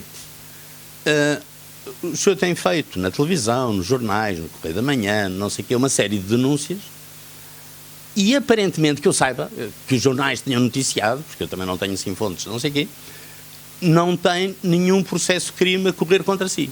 Pronto. Mas eu não sei se isto é verdade ou se é falso. Portanto, eu gostava de saber quantos processos de crime é que tem. É que se tiver menos de 1000, pronto, está bem, é normal e tal. Se tiver 1 milhão, é uma coisa diferente. Pronto.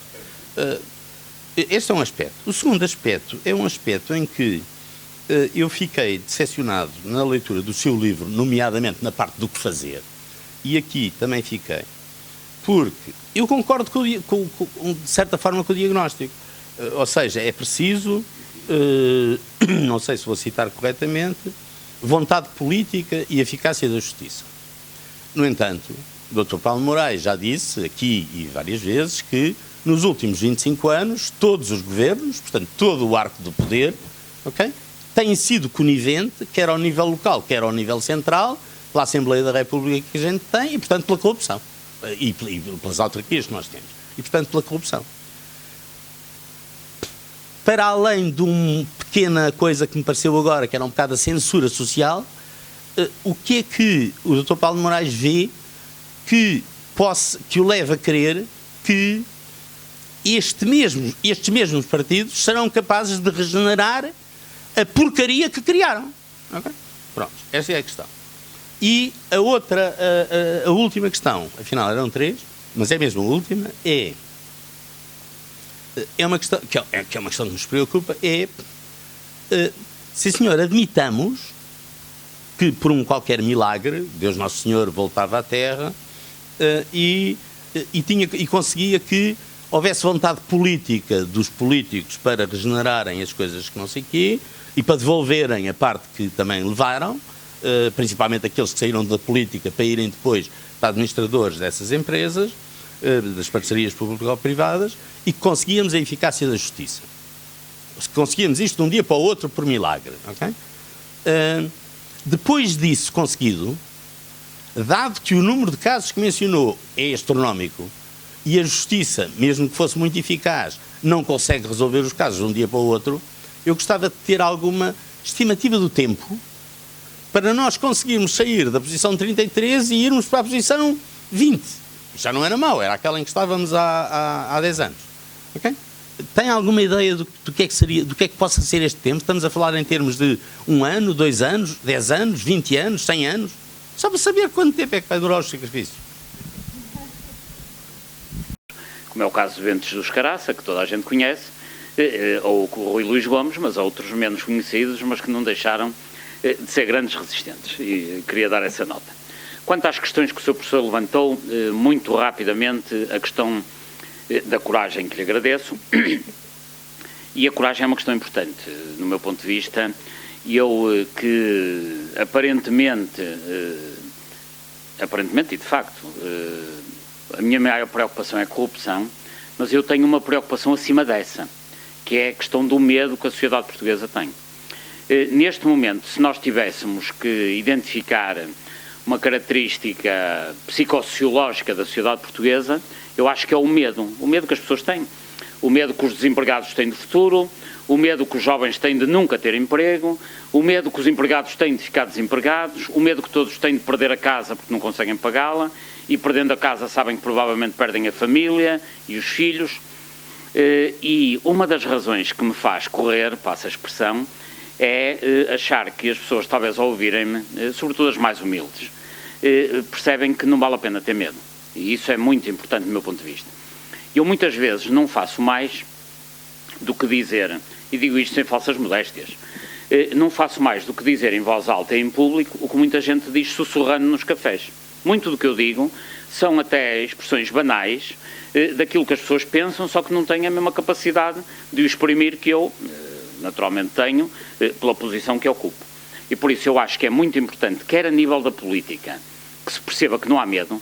Aliás, o general Humberto Delgado tinha uma frase que eu acho lapidar, que é: eu só tenho medo que pensem que eu tenho medo. Era uma frase que ele repetia reiteradamente, e eu, em termos políticos, estou como ele. Em termos mais sociais, estou... Enfim, eu não costumo partilhar muito questões íntimas, nem esta é íntima que vou dizer, mas como calculam, muita gente vem ter comigo na rua, a maioria das pessoas a dizer coragem, enfim, a incentivar-me, eu fico contente com isso, mas há outras pessoas que vêm ter comigo no meio da rua, pessoas normalmente mais humildes, senhoras de idade, com 70 e tal, 80 anos, que também me vêm falar da coragem, mas no fundo, quando me estão a dizer que eu tenho coragem, o que elas efetivamente estão a dizer é que estão com medo, porque as pessoas têm medo. E têm medo que, infelizmente, os dirigentes portugueses não percebem, e não são só estes, não é este governo, não estou a falar de governo, que é quando se diz a uma pessoa de 85 anos que vai ter uma redução da sua reforma, isto não é o problema económico, o maior problema é o problema psicológico. Para uma pessoa que se reformou aos 65, durante 20 anos recebeu sempre o mesmo valor, se lhe baixarem a reforma, para ele é o fim do mundo, acha que vai morrer no dia seguinte. Isto percebe qualquer pessoa que anda no meio da rua. É evidente, quem não conhece o mundo real não se apercebe destas questões. Quer dizer, eu sinto isso na minha própria família, sou de uma família de classe média, do norte de Portugal, enfim, como imaginam, nenhum dos meus tios ou tias vai deixar de ter bom conforto económico por receber menos 100 euros no fim do mês, mas do ponto de vista psicológico isto faz uma confusão terrível.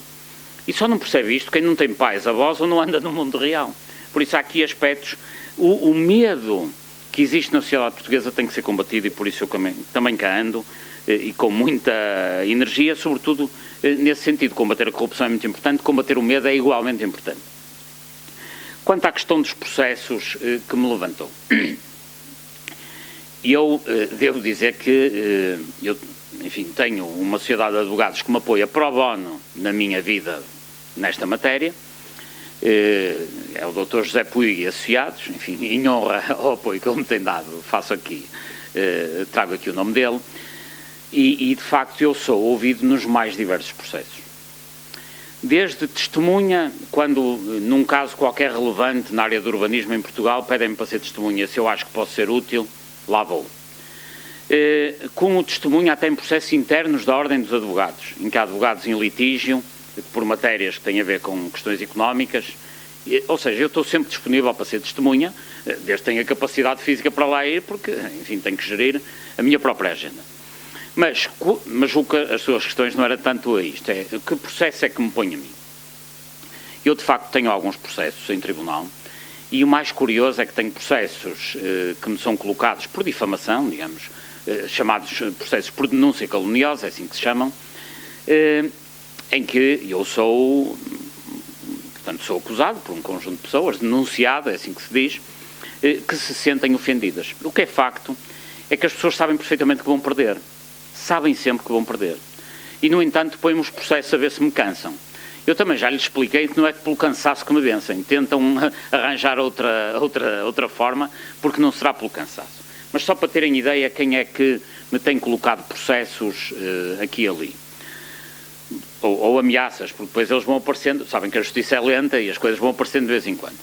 Dr. Sérvulo Correia, porque eu disse em determinado momento, e aliás, julgo que até refiro isso no livro que escrevi, que o escritório de Sérvulo Correia, bom, vou só dar um exemplo, senão estávamos aqui até à noite, mas, portanto, é assim, a sociedade de Sérvulo Correia Associados fez o Código de Contratação Pública e foi pago pelo Governo e pelo Parlamento por esse efeito. Desde que o Código está em vigor, já faturou em parceiros a explicar o Código 8 milhões de euros.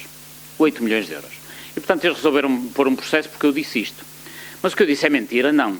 Então, naturalmente, o processo há de correr e há de acabar um dia, se calhar daqui a 3 ou 4 anos, em que provavelmente ou vai ser arquivado, ou eu vou ser absolvido, ou eles vão me pagar uma indemnização. E por isso há muitos processos deste género que que estão em curso nos mais diversos tribunais, onde eu vou, quando for preciso, sem qualquer problema e com apoio jurídico, gasto não só tempo como dinheiro nisto, como imaginam, mas também não vem daí nenhum mal ao mundo, mas uma coisa é certa, podem pôr os processos que quiserem, que eu acho que não haverá, da minha parte, qualquer problema pelo seguinte. Primeiro, os dados que eu utilizo nas minhas apresentações ou no que escrevo são dados objetivos. Portanto, os dados são objetivos. As opiniões que exprimo faço no livre exercício de um direito que me está consagrado pela Constituição Portuguesa. Portanto, enquanto a Constituição Portuguesa me deixar emitir opiniões, enquanto os dados que eu apresento forem objetivos, venham os processos todos, estejam perfeitamente à vontade. É evidente que há alguns que não são simpáticos. Eu tenho, por exemplo, hoje um processo a correr aqui no Campo de Justiça, em Lisboa, porque o Sr. Presidente do Tribunal de Contas, na sequência de uma entrevista em que eu dei ao Expresso, a dizer que a atividade do Conselho de Prevenção da Corrupção é inútil, não sei que expressão utilizei, mas uma coisa desse género, e ele, em vez de tentar ser útil, tentou pôr-me um processo e também vai perder tempo, não tínhamos dúvidas sobre isso. De qualquer maneira, balanço até hoje. A justiça é lenta e, portanto, estes assuntos que eu estou aqui a falar, se estiver aqui daqui a 2 anos, provavelmente falo dos mesmos, mais 1 ou 2, mas o que é facto é que, até hoje, de todos os processos que alguém me pôs por difamação, só chegou ao fim um só. Começou em 2008, acabou em 2012. Ganhei. Portanto, depois já está um 0. Irei fazendo sempre este balanço. É assim, tenho dúvidas, sinceramente, e digo isto sem arrogância, que não é o meu estilo, que possa perder algum destes processos. Porque os dados, como digo, são objetivos, comprováveis e estão devidamente documentados. A menos que comece a haver delito de opinião e eu seja punido por ter uma determinada opinião. Mas enquanto a Constituição me salvaguardar esse direito, é evidente que há aqui um pequeno problema, mas esse é meu, não é? Que é, eu não posso chegar aos tribunais com advogados que não tenham a mesma qualidade que têm os advogados do outro lado, porque isso em Portugal, como sabem, pesa muito. E por isso, onde é que eu tenho aqui mais trabalho? É encontrar os advogados certos para me defender, em determinado momento, a mim e aos meus colegas, isto não é só comigo. E para além disso, depois também ter um corpo de testemunhas que me ajudem a defender o meu ponto de vista, porque naturalmente as personalidades que estamos aqui a falar trazem normalmente como testemunha gente muito conhecida. Eu também tenho que levar gente igualmente conhecida, que felizmente existe na sociedade portuguesa e que apoia esta causa. Quanto à questão dos mesmos partidos, questão final, a resolverem ou não resolverem o problema, e quanto tempo é que nós demoramos a resolver o problema? É assim, o combate contra a corrupção é uma maratona, não é um sprint, é inevitavelmente uma maratona. Reduzir os níveis de corrupção bastante é fácil a partir do momento em que ela começa a descer. Para que ela comece a descer não é preciso muitos atores políticos. Eu vou-lhe referir apenas um exemplo, encontraria 6, 7 deste género. As parcerias público-privadas de que eu aqui falei estão alicerçados estes pagamentos em contratos, mais de metade deste valor está a ser pago irregularmente, anos média, de que foram denunciados inclusivamente pelo Presidente do Tribunal de Contas, de quem ainda agora falei, aliás. O Presidente do Tribunal de Contas vem dizer a público que há acordos secretos no âmbito das PPPs, esses acordos não podem ser pagos, porque nos contratos públicos nada pode ser secreto, a não ser em casos muito específicos da defesa, etc., mas isso também está contemplado na lei. Portanto, se há anexos secretos a contratos das PPPs, a forma séria que o Estado tem que o fazer é não pagar. Esses não se pagam. Depois há um segundo tipo de contratos que estão irregulares pela simples razão que, quando se faz uma PPP, uma autoestrada, por exemplo, antes de se implementar a PPP e de fazer a legislação que lhe dá origem, tem que se fazer um instrumento que se chama comparador público. O que é o comparador público? É um instrumento legal, ao abrigo do qual o Estado tem que fazer uma comparação entre as vantagens e desvantagens de fazer uma PPP ou fazer o mesmo investimento pela via da administração central, através dos chamados PIDACs. Se não houver comparador público prévio, a PPP é irregular. E grande parte destes contratos não tem comparador público prévio. Terceiro aspecto. também nos termos da lei, uma lei muito falada, mas que quase ninguém conhece, que é chamada Lei do Enquadramento Orçamental, que é uma lei que diz como é que o orçamento tem que funcionar, digamos. Nos termos da Lei do Enquadramento Orçamental, só é válida e executável uma PPP que considere, numa lógica plurianual, as responsabilidades de cada PPP em cada orçamento de cada ano. Isso também não acontece. Portanto, as PPPs que não foram refletidas em termos de seus custos nos diversos orçamentos, que não têm comparador público e que não têm portanto, o comparador público e que têm acordos secretos, são irregulares e não devem ser pagas. Portanto, o Estado português que tivesse num Tribunal de Contas 3 ou 4 pessoas que se preocupassem com isto, poupava milhares de milhões de euros ao orçamento. É claro, tal não acontece, porque grande parte dos atores que andam na política e nos partidos e nos negócios são exatamente os mesmos. Isto não acontece por acaso. Eu referi que as PPPs foram aprovadas com esta legislação porque havia 7 deputados que eram simultaneamente administradores de empresas de obras públicas. Mas digo-lhes mais, na legislatura em que isto é aprovado, em que esta legislação é aprovada, havia uma comissão parlamentar de combate à corrupção que era na altura presidida por um advogado que é conhecido, que é o Dr. Vera Jardim. Pois, estes contratos vêm na sua grande maioria de que escritório? Do escritório do Dr. Vera Jardim.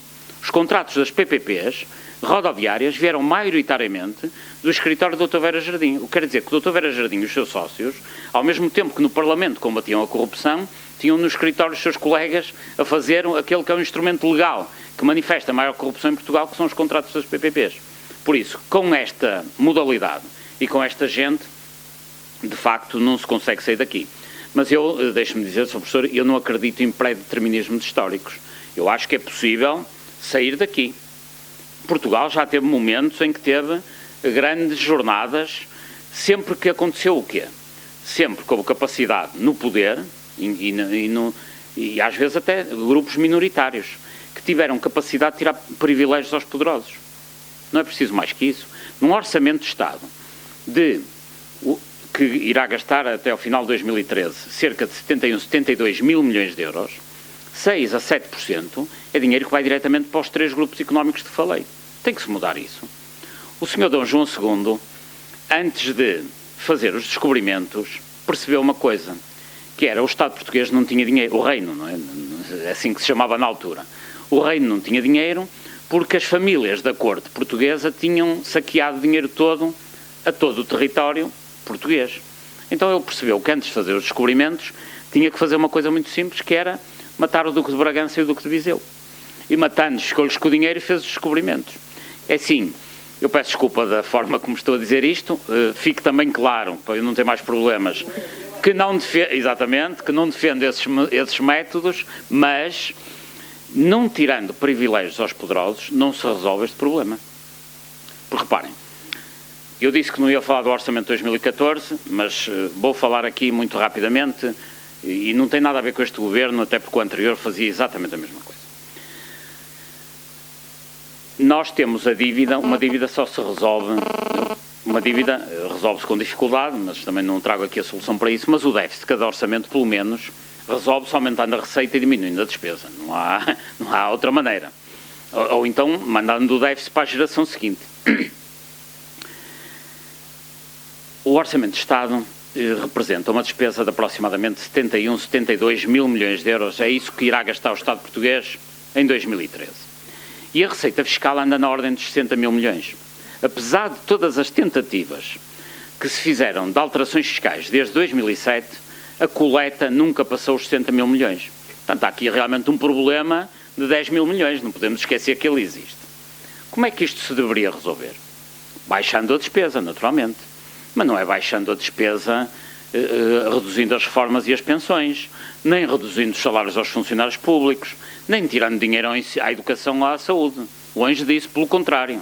Se há momento em que se deve apostar em saúde e educação é justamente em períodos de crise. Então onde é que se devia baixar a despesa? Devia-se baixar a despesa nas parcerias público-privadas. Já expliquei como, deixando de pagar estes contratos irregulares. Devia-se baixar a despesa na dívida. A questão da dívida, eu não sou dos que defende a história de não pagamos, não, longe disso. A dívida existe, tem que se equacionar. Agora, o que é que nós não devemos pagar? Não devemos é pagar em termos internacionais, o dobro do que pagam os outros países. A maioria dos países ocidentais jamais pagam mais do que 3,tal% do PIB em termos da responsabilidade com a sua dívida. Em Portugal é cerca de 6, 7%.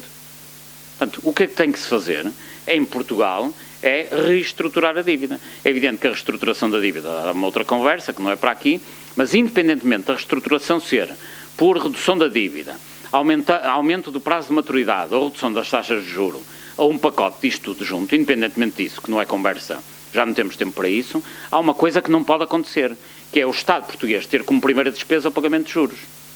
Isso é completamente irracional num Estado, numa empresa ou numa família. Não faz sentido nenhum, numa família, o chefe de família, ou o pai, ou a mãe, seja quem for, dizer: meus amigos, temos que mudar a água da piscina todas as semanas, portanto agora não comem. Isso não faz sentido.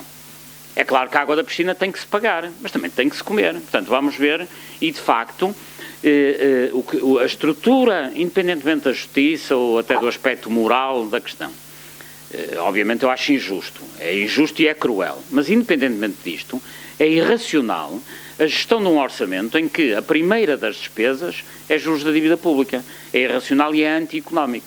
E por isso o orçamento de Estado é gerido nesta lógica, que é: temos que mudar a água da piscina todas as semanas, portanto, não há comida.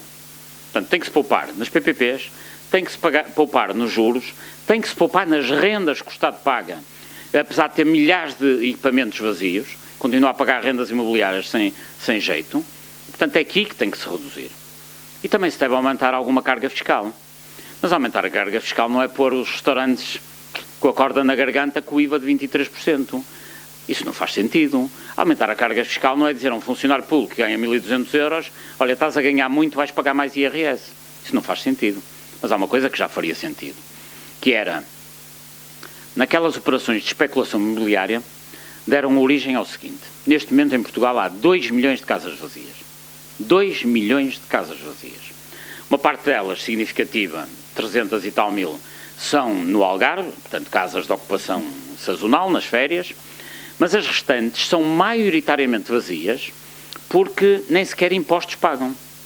É que aquelas operações de especulação imobiliária de que eu falei, alicerçadas em corrupção nos pelouros de urbanismo, fez com que se construíssem muitas casas. E os seus detentores, os promotores imobiliários e os seus associados, não têm as casas nem em nome próprio, nem da tia, nem do tio, nem da filha, nem da mulher. Têm as casas tituladas em fundos de investimento imobiliário fechados, que estão isentos de IMI e de IMT.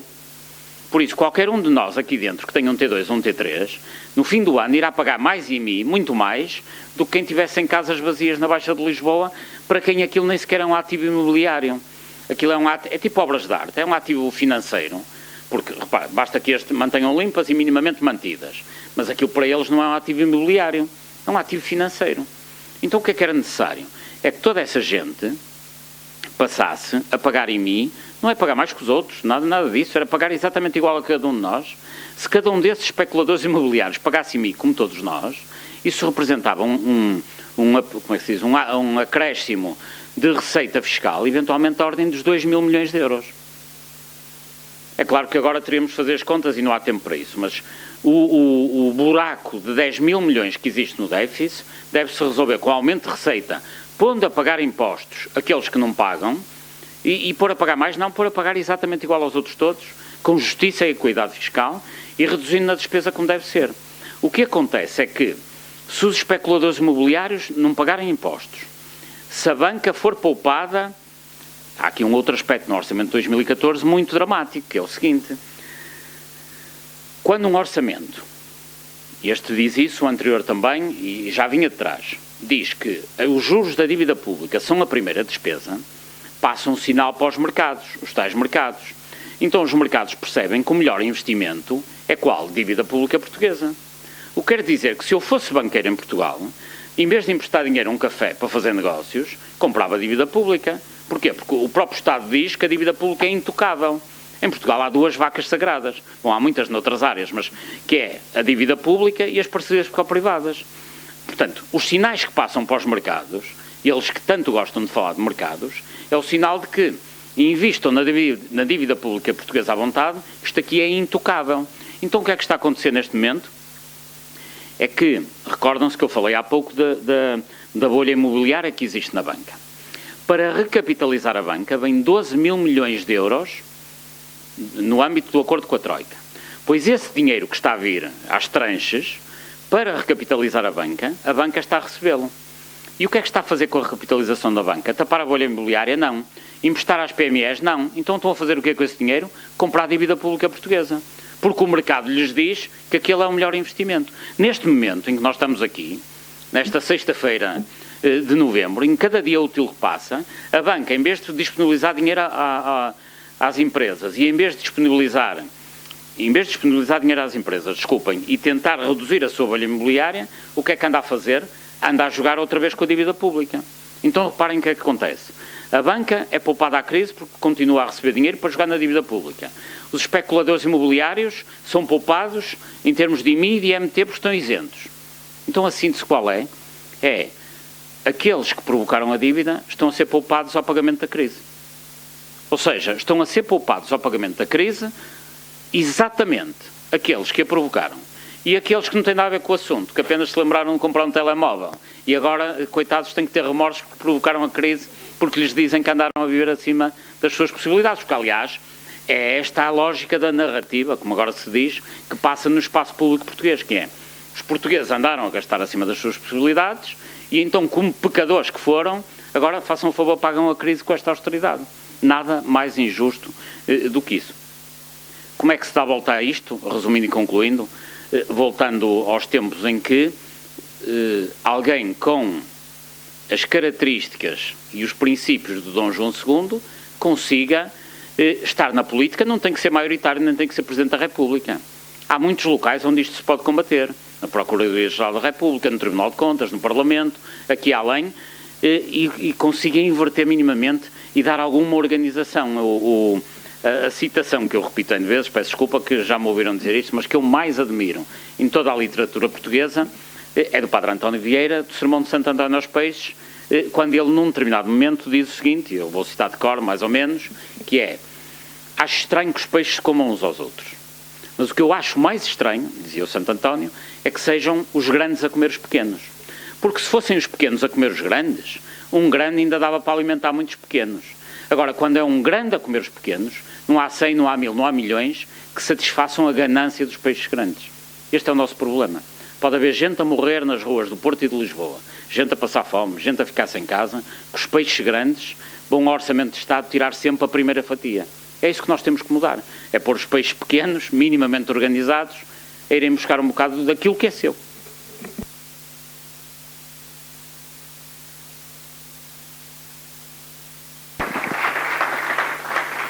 Mais uma vez gostaria de agradecer ao Dr. Paulo Moraes pela sua presença. Ele não pode ficar cá depois das 4 e agora vamos dar início vamos fazer um pequeno intervalo para já de 10 minutos. Tem ali uns comes e bebes ali fora onde podem